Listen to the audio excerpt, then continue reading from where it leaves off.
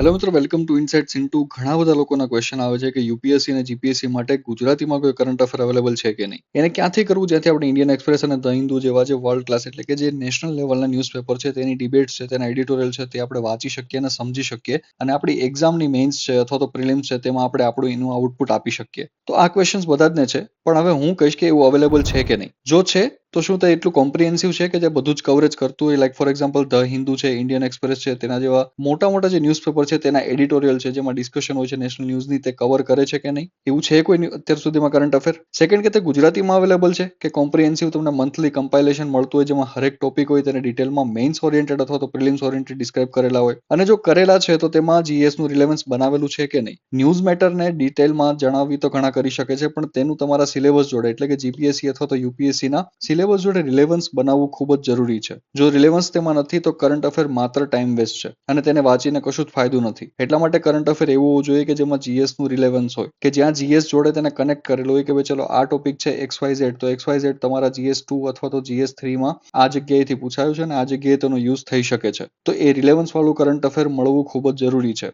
એટલું જ નહીં, પણ તે એક્ઝામ રેડી હોવું જોઈએ. ફોર એક્ઝામ્પલ કોઈ પણ મેટર છે કે પ્રેસિડેન્ટ છે તેમને આ બિલ પાસ કર્યું, તો એ બિલના ડેટા શું છે, બિલમાં ચેન્જીસ શું છે, બિલ શા માટે લાવવામાં આવ્યું છે, બિલનો ઓપોઝ કેમ થાય છે, બિલના સપોર્ટર્સ કોણ છે, બિલ જ્યુડિશરીમાં શા માટે ગયું છે, કોણે શું કહ્યું છે, તો એ તમામ જે ડિસ્કશન્સ છે કે જે ન્યૂઝપેપરમાં ચાલી રહ્યા છે એ તમામ વસ્તુ અહીંયા એક્ઝામ રેડી તમને મળવી જોઈએ, ટુ ધ પોઈન્ટ. એવું નહીં કે તમને પેરેગ્રાફ મળે છે અને પેરેગ્રાફમાંથી તમારે શોધવાના છે પોઈન્ટ્સ. તો આ ચારેય વસ્તુ જેમાં પણ જે પણ કરંટ અફેરમાં હોય તેવું કરંટ અફેર હોવું જરૂરી છે, ત્યારે જ તમે એને કરંટ અફેર કહી શકશો ગુજરાતી લેંગ્વેજનું. એટલા માટે મેં કહ્યું છે કે જો ડઝ ઇટ હેવ, એની પાસે આ બધી જ વસ્તુ છે કે જેમાં કોમ્પ્રિહેન્સિવ કવરેજ હોય, જે ગુજરાતીમાં અવેલેબલ હોય, જેમાં જીએસ નું રિલેવન્સ હોય, કે જે એક્ઝામ રેડી હોય, તમે એને વાંચી અને ડાયરેક્ટ એક્ઝામમાં તેનું ઇનપુટ મૂકી શકો. તો આ વસ્તુ હોવી ખૂબ જ જરૂરી છે. એક એક્ઝામ્પલથી સમજીએ.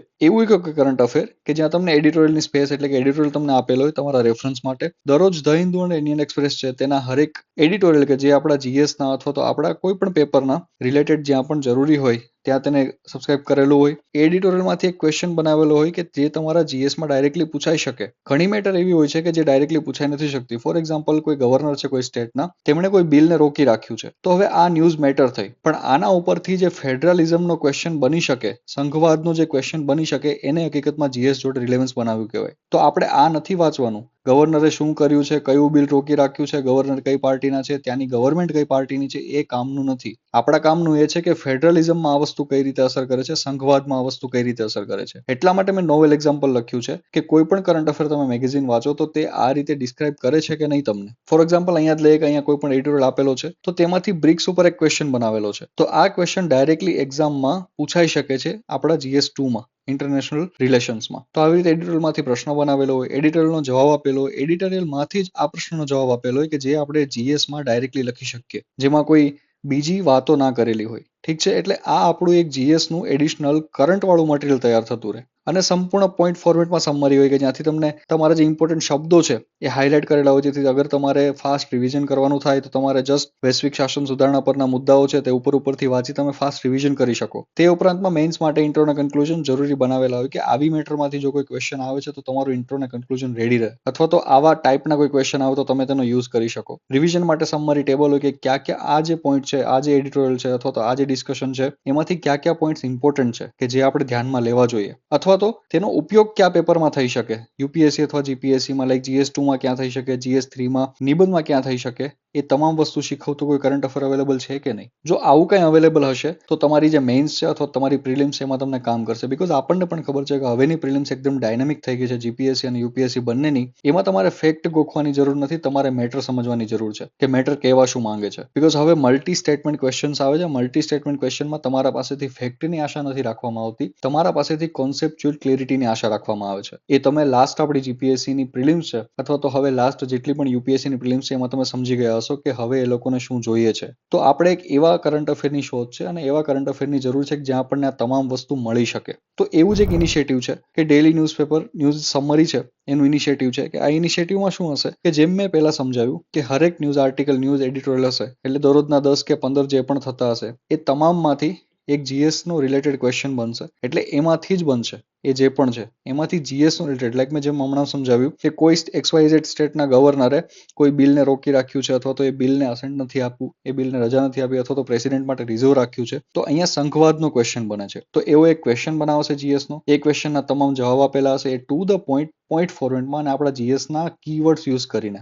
એટલે દરરોજના આવા એડિટોરિયલ્સનું કમ્પાઇલેશન હશે, જેમાં આવો જવાબ આપેલો હશે, સમરી ટેબલ આપેલું હશે, ઉપયોગિતા નોંધ આપેલી હશે કે તમે આને કયા પેપરમાં કયા ટોપિકમાં આનો યુઝ કરી શકો છો. બીકોઝ કરંટ અફેરનો બેઝિક જે યુઝ છે એનો ઉપયોગિતા નોંધ પર ડિપેન્ડ કરે છે. તમે કરંટ અફેરની બુક પોઈન્ટ તો વાંચી લીધો, તમે વાંચી લીધું કે ઠીક છે ગવર્નરે આ વસ્તુ કરી છે અને આ બિલને રોકી રાખ્યું છે, એ તો એક એક્ઝામ્પલ થયું. એને યુઝ ક્યાં કરશો, એ ક્યાંથી શીખવા મળશે? તો એ જ આ કમ્પાઇલેશનમાંથી શીખવું પડશે કે એને ઉપયોગ ક્યાં કરવું, કે GS2 માં આને કયા ટોપિકમાં યુઝ કરી શકાય, GS3 માં આને કયા ટોપિકમાં યુઝ કરી શકાય. બીકોઝ બેઝિકલી તમે કોઈ પણ આન્સર લખતા હશો તો એ આન્સરમાં એક્ઝામ્પલ કરી અને તમારે કંઈક તો લખવું જ પડશે. Because validation is must. Validation જ તમારા માર્ક વધારશે. તો આપણે એવા કોઈ કરંટ અફેર, એવા કોઈ કમ્પાઇલેશનની જરૂર છે. એટલા માટે આ ઇનિશિયેટિવ છે કે જ્યાં ડેઇલી ન્યૂઝપેપરની એડિટોરિયલની સમરી મળશે 3 લેંગ્વેજમાં, ઇંગ્લિશ, હિન્દી અને ગુજરાતી. દરરોજ તમને ધ હિન્દુ અને ઇન્ડિયન એક્સપ્રેસ, આ બંને ન્યૂઝપેપરમાં, નોટ એની વન, બંને ન્યૂઝપેપરમાં જે પણ ઇમ્પોર્ટન્ટ આપણા GS ને રિલેટેડ એડિટોરિયલ્સ આયા હશે, એ એડિટોરિયલની 3 લેંગ્વેજમાં આપણને સમરી મળશે. અને સમરી નોટ જસ્ટ સમરી, પણ પ્રશ્ન જવાબ ફોર્મેટમાં. જેમાં આપણે આગળ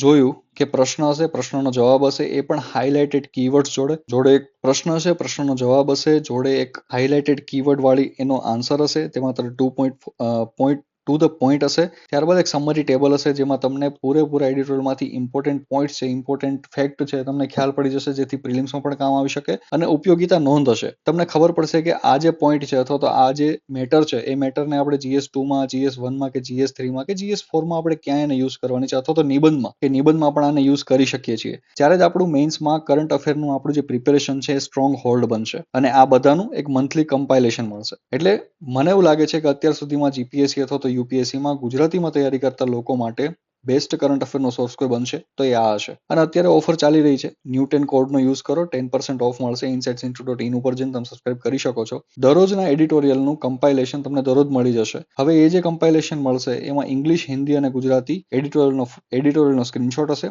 એના નીચે 3 ક્વેશ્ચન હશે, એક હિન્દીમાં હશે, ગુજરાતીમાં, એક ઇંગ્લિશમાં. તમે મલ્ટીલિંગ્યુઅલ પણ વાંચી શકો છો. તમને ગુજરાતી આજે વાંચવું છે, ઇંગ્લિશ વાંચવું છે, તમે જોડે જ એક પીડીએફમાં. હવે એ તમામ પીડીએફનું અલગ એટલે કે ગુજરાતીની એક મંથલી કમ્પાઇલેશન, ઇંગ્લિશનું એક મંથલી કમ્પાઇલેશન અને હિન્દીનું એક મંથલી કમ્પાઇલેશન, તમામ વસ્તુઓ મંથલી મળી રહેશે. અને એ ટુ ધ ડેટ, એટલે કે આજે 30 માર્ચ થઈ, 31 માર્ચ થઈ, તો તમને પહેલી અથવા તો બીજી અથવા તો max two max 3rd April સુધીમાં તમને 3 દિવસમાં તેનું મંથલી કમ્પાઇલેશન મળી શકશે. એટલે તમે ધારો કે ડેઈલી તમે એડિટોરિયલ સમરીમાં સબસ્ક્રાઇબ કર્યું છે, દરરોજ તમે વાંચો છો, તો એની નોટ્સ બનાવવાની જરૂર નથી. બીકોઝ આપણે મંથલી કમ્પાઇલેશન તમને મહિનો પૂરો થતા 3 દિવસમાં મળી જશે. એ મંથલી કમ્પાઇલેશનની પ્રિન્ટ કાઢો અને તમારું રિવિઝન પણ ઇઝી થશે. બીકોઝ આપણે સ્લાઇડમાં જોયું કે કેવી રીતે પોઈન્ટ ફોર્મેટમાં જે હેડિંગ છે એને બોલ્ડ કરીને આપ્યો છે. એટલે તમારે બોલ્ડ જે માત્ર શબ્દો છે એનું જ રિવિઝન કરવાનું છે. એટલે તમારું રિવિઝન પણ ફાસ્ટ થશે. તો આ જ ઇનિશિયેટિવ છે, આ જ વિશે વાત કરવાની હતી. તમારે જોઈન કરવું હોય છે તો insightsinstitute.in ઉપર જઈ અને અત્યારે જે ઓફર ચાલે છે, ન્યૂ10 કોડનો યુઝ કરો અને 10% ઓફ મળશે. તેમાં અત્યારે આપણે 2 મંથ અને 6 મંથ માટેના ઓપ્શન્સ રાખ્યા છે કે કોઈને ટ્રાય કરવું હોય તો 2 મંથ માટે કરી શકે, અને લોંગ ટર્મ માટે કોઈને લેવું હોય તો 6 મંથ માટે